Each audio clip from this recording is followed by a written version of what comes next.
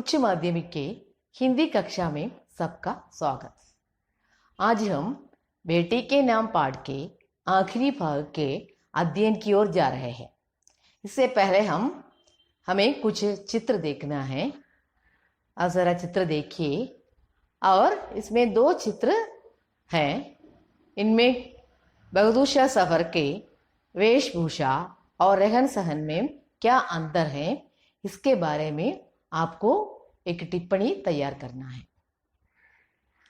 और अब हम पाठ की ओर देखेंगे। यहाँ बगदूशाह सफर अपनी बेटी से रंगून के दिनों में हुए एक घटना का जिक्र करता है और कुछ मुसलमान लोग ईद की वेला में उन्हें देखने आए थे और वे कुछ तोहफा भी लाए थे और इन तोहफा को बगदूशाह सफर पहले स्वीकार नहीं करता है, पर बहुत कहने पर वह तोहफा स्वीकार करता है और उसके बदले अपनी पत्नी का हार भी देता है। इस अनुभव को हमें एक वार्तालाप के रूप में बदलना है। वार्तालाप तैयार करते वक्त हमें कुछ बातों को ध्यान देना है। पहले इसमें कौन कौन बातें करेंगे और इसके बाद इसमें घटनाएं क्या क्या है, इसके बारे में आप सोचना। हम सब जानते हैं कि बगदूशाह सफर अंग्रेजों के कैद में है और इन मुसलमान लोग पहले इन अंग्रेज लोगों से मिलते हैं और उनसे बातें कर अंदर बगदूशाह सफर को देखने के लिए आते हैं। इसके बारे में आप पहले लिखना। अंग्रेज सैनिकों और मुसलमान लोगों को वार्तालाप लिखना है। इसके बाद बगदूशाह सफर और मुसलमान लोगों का वार्तालाप। और बगदूशाह सफर से वे मिलने पर वे कुछ तोहफे लाए थे और तोहफा क्या है इसके बारे में कुछ नहीं इस खत में बताया है। आप अपनी कल्पना के जरिए इस तोहफा क्या है यह लिख सकते हैं। तोहफा शायद किसी फूल होगा, किसी फल होगा, क्या किसी सुगंध द्रव्य होगा। यह आपके मर्जी और आपकी भावना के अनुसार लिखिए। और पहले बगदूशाह सफर को मिलते वक्त आप यह भी ध्यान देना चाहिए कि एक प्रजा अपने राजा को मिलते वक्त राजा की जय हो ऐसा कहेगा। आप ऐसा कहिए, वहाँ बगदूशाह सफर है इसलिए आलम्बना सलामत रहे और ईद मुबारक हो। इन बातों से बगदूशाह सफर और मुसलमान लोगों का वार्तालाप शुरू होता है और इस वार्तालाप में और क्या क्या चाहिए इसके बारे में यहाँ दिया गया है। आप जरा देखिए और वार्तालाप तैयार कीजिए। बगदूशाह सफर मलिका का हार मुसलमान लोगों को देते हैं और इसका परिणाम हुआ कि अंग्रेजों ने उनको खर्चा के लिए जो देता था उसे आधा कर दिया गया। और अब आपको ये चित्र देखना है। इस चित्रों के सहारे आपको अंग्रेजों का एक प्रस्ताव है। इन मुगलों के पास ज्यादातर जवाहरात हैं, इसके बारे में अपना विचार व्यक्त करना है। इन चित्रों के सहारे आप व्यक्त कीजिए। अब हम पाठ के आखिरी अनुच्छेद की ओर जाते हैं।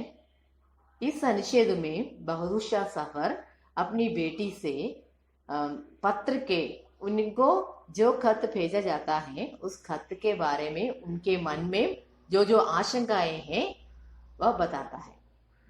हम इस खत के पहला पैराग्राफ या पहला अनुच्छेद में देखा ही अपनी बेटी के खत पढ़कर उनके मन कैसा था और 3 दफा सुनने के बाद भी उनके दिल को करार नहीं आया है।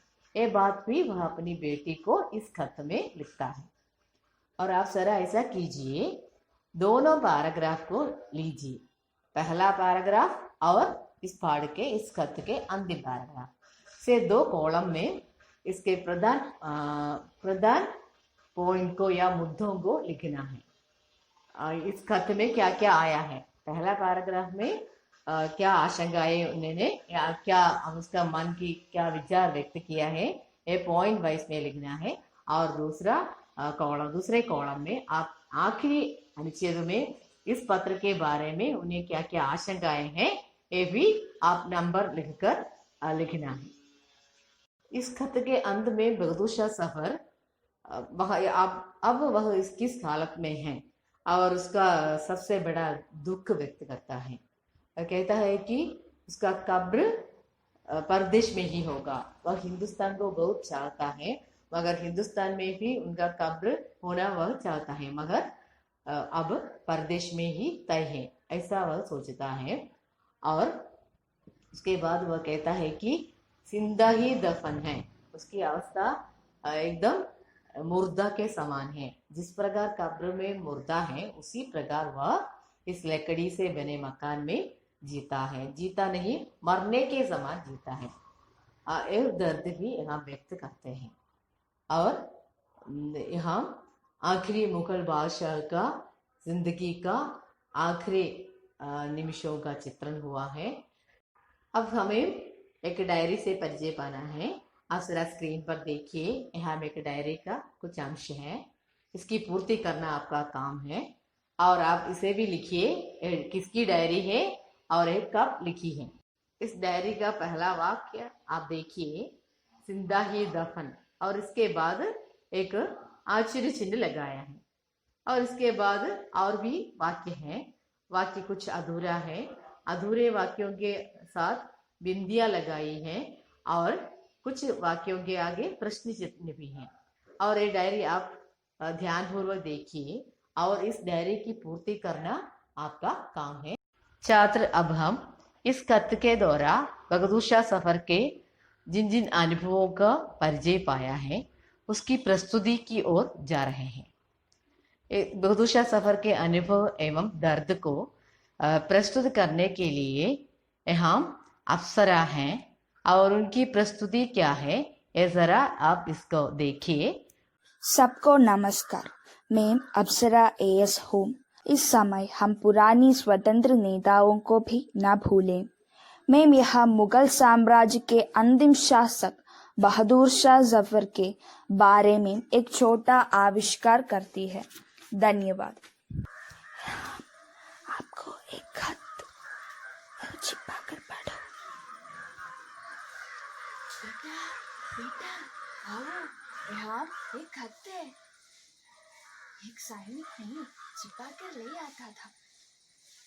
बाप, ये हमारे कुलसुम जमानी बेगम की है।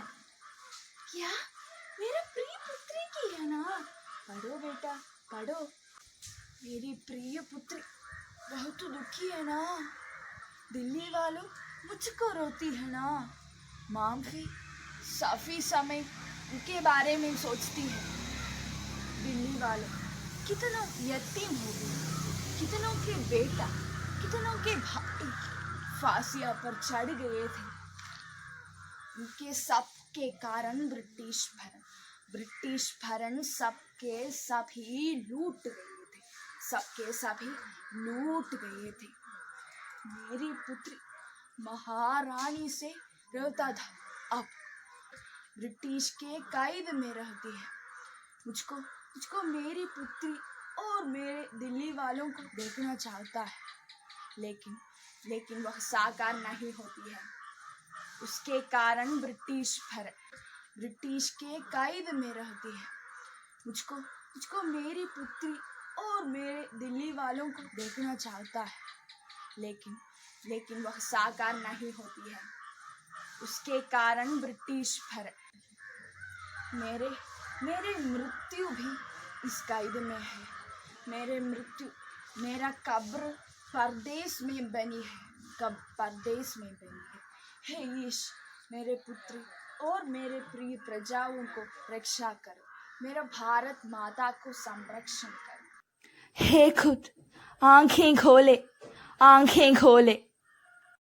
बगदूर शाह सफर का अनुभव अप्सरा ने यहाँ प्रस्तुत किया है और आप सबने देख लिया है, और मेरा विश्वास है कि आप सब से बहुत अच्छी तरह का आस्वादन किया होगा।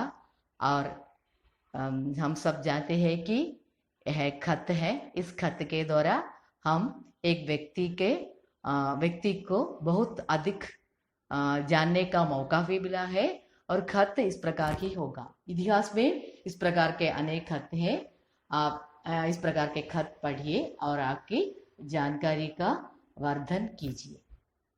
और इतना कहकर आज का एक बेटी के नाम पाठ यहाँ खत्म करने के लिए मैं चाहती हूँ। सबको मेरा धन्यवाद।